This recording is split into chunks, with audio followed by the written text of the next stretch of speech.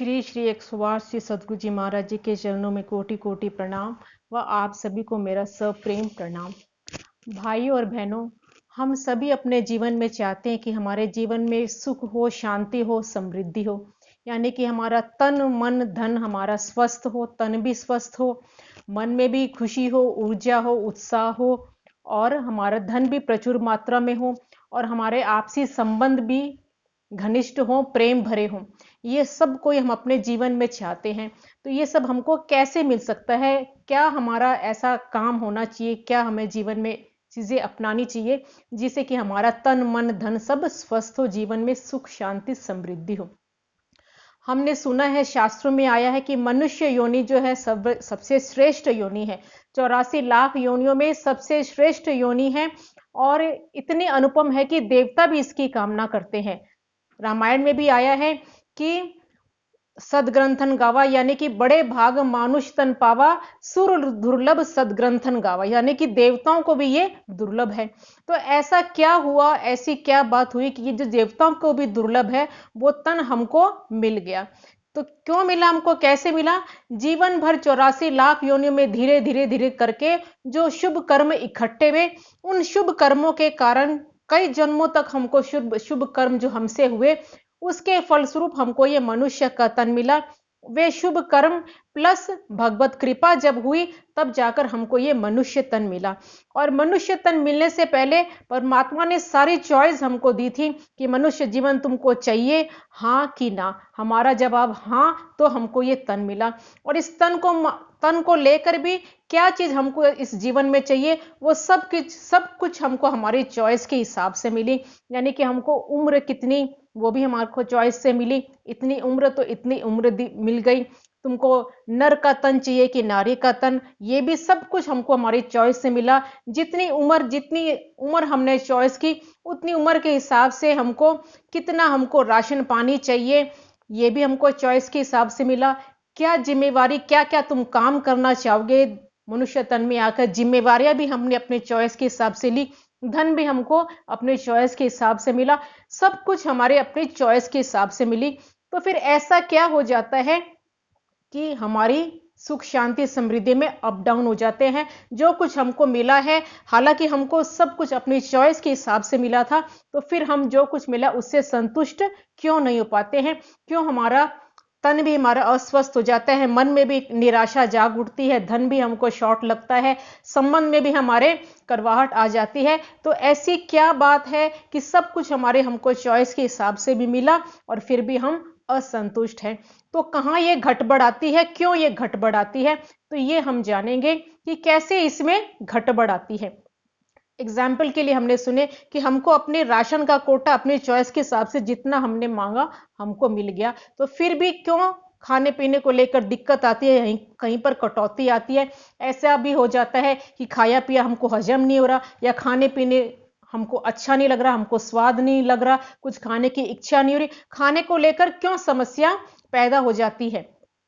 तो इसके लिए बताते हैं कि एग्जाम्पल के माध्यम से कि जैसे एक बच्चे को हम टिफिन देते हैं, स्कूल में जाता है, 2 रोटी उसको टिफिन में डालकर देते हैं और 2 रोटी जब वो स्कूल से वापस आ जाता है तो हम उसका टिफिन चेक करते हैं, देखते हैं कि उसने 1 सवा रोटी 1.5 रोटी खा रखी है और आधी रोटी उसने छोड़ रखी है। तो कई दिन तक अगर बच्चे ऐसे लगातार करे तो फिर हम क्या करेंगे? उसको जब लगातार ऐसे आधी पौनी रोटी छोड़ेगा तो हम क्या करेंगे? उसको जितनी वो खाता है उतनी देंगे, उसमें कटौती कर देंगे, उसको फिर वही 1.5 रोटी या जितनी वो खाता है 1 रोटी उसको टिफिन में देना शुरू कर देंगे।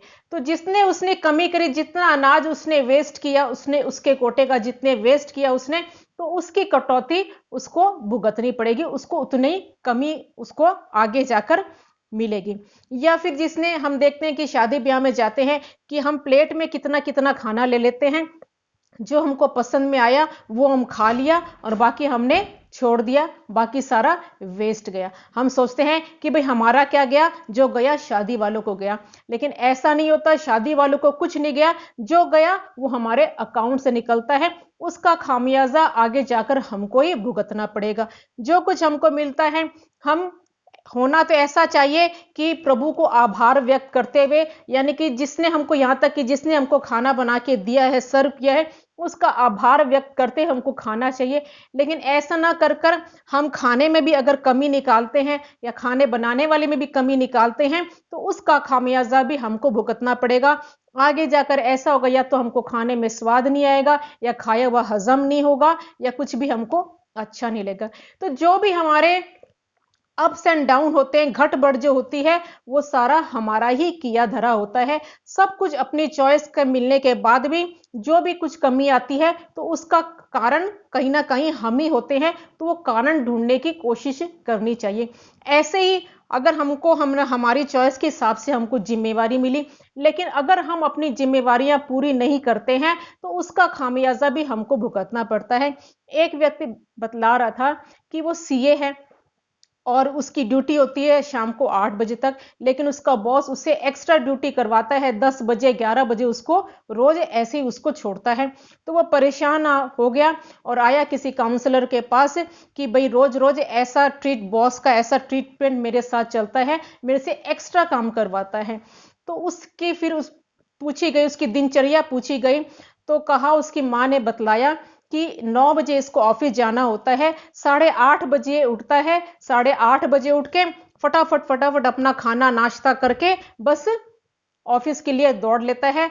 और जो भी काम जो होते हैं, सब कुछ इधर उधर बखेर के चला जाएगा, अपने कपड़े भी, अपनी सारे जूते भी, चीजें भी, अपने सारे कागज पत्र भी, झटाझट झटाझट सब कुछ बखेर के चले जाएगा। अपने कहीं उसके बर्तन, कहीं जूते, कहीं कपड़े, कहीं कागज पत्र, कहीं कुछ कहीं कुछ। तो वो सारे काम जो उसके हैं, वो घर वालों को पूरे करने पड़ते हैं। तो उसने ये बतलाया कि जो अपना काम ये छोड़ के चला जाता है, उसका खामियाजा इसको भुगतना पड़ता है ऑफिस में जाकर। बॉस इससे अपना काम, ये अपनी जिम्मेवारी छोड़ जाता है, तो इसको बॉस दूसरे की जिम्मेवारी का काम भी उसको करना पड़ेगा। तो उसको ऐसा उपाय बतलाया गया कि अब से आप कल से ऑफिस जाओ तो अपना जो सारा काम है वो खुद करके जाओ, वो दूसरे पे मत छोड़ो। तो उसको ऐसा करने के लिए जब कहा गया, तो 2-3 बाद ही उसका रिजल्ट सामने आ गया। बॉस ने उसको कहा कि टाइम पर उसको छोड़ना शुरू कर दिया। तो हमारे जीवन में जो भी खटबड़ होती है, उसका कारण हमको एक खुद न खुद ढूंढना चाहिए। हमें 70% बीमारियों का इलाज तो यही निकल जाएगा जब हम अपने जीवन में अपने काम की तरफ हम झांकेंगे, तो हमको अपनी बीमारी का, अपनी असंतुष्ट का रीजन हमको मिल जाएगा। तो अब घट बढ़ कैसे हुई, वो तो हमने जान लिया। तो अब इसका इलाज क्या करें? तन मन हमारा धन जो है वो स्वस्थ कैसे हो, वो कैसे बढ़े, कैसे हमारा तन स्वस्थ रहे, कैसे हमारा मन स्वस्थ रहे, कैसे धन हमारा बढ़े, कैसे सुख शांति समृद्धि आए। तो उसके लिए विद्वत जन, संत महाजन क्या उपाय बतलाते हैं कि जैसे बच्चा अगर आधी रोटी छोड़ देता है, तो हम उसके टिफिन में कटौती कर देते हैं, उसको 1.5 रोटी देना शुरू कर देते हैं। लेकिन अगर बच्चा, हम टिफिन चेक करते हैं कि बच्चे ने 2 रोटी पूरी खा ली, तो हम उससे पूछते हैं कि भाई हाँ भाई तुमने 2 रोटी पूरी खा ली? तो कहा हाँ मैंने भी खाई, और मेरे कुछ दोस्तों ने भी है, उसको भी मेरा टिफिन अच्छा लगा तो उसने भी खाई। तब माँ देखती है कि रोज रोज बच्चा भी खाता है, 2 रोटी पूरी साफ है, तो बच्चा कहता है कि भाई मैं भी खाता हूँ और मेरे दोस्त भी खाते हैं। तो फिर माँ का अगला स्टेप क्या होगा? माँ जब देखेगी कि बच्चा खा रहा है और बच्चे के दोस्त भी खा रहे हैं, तो माँ समझ जाएगी कि बच्चे की कटौती आ रही है। तो माँ नेक्स्ट डे से क्या करेगी कि माँ बच्चे को 1 रोटी एक्स्ट्रा देना शुरू कर देगी, 2 की बजाय 3 देना शुरू कर देगी। तो ये तो माँ ऐसा करती है, तो परमात्मा को नहीं दिखता क्या कि जब हम अपने कोटे में से, हमको जो कोटा मिला हुआ है उसमें से हम बांटना शुरू कर दें, अगर हम देना शुरू कर दें, तो हमारे कोटे में कोई कमी नहीं आएगी, बल्कि परमात्मा जो है वो हमको एक्स्ट्रा देना शुरू कर देगा। जितना हमारा कोटा है वो तो हमको मिलेगा ही मिलेगा, और उससे 10 गुना बढ़कर हमको मिलेगा। और फिर जो हमने जो कोटा लिया था वो हमारी जिम्मेवारी नहीं रहती, वो परमात्मा की जिम्मेवारी जाती है, वो हमारी गारंटी लेना शुरू कर देते हैं।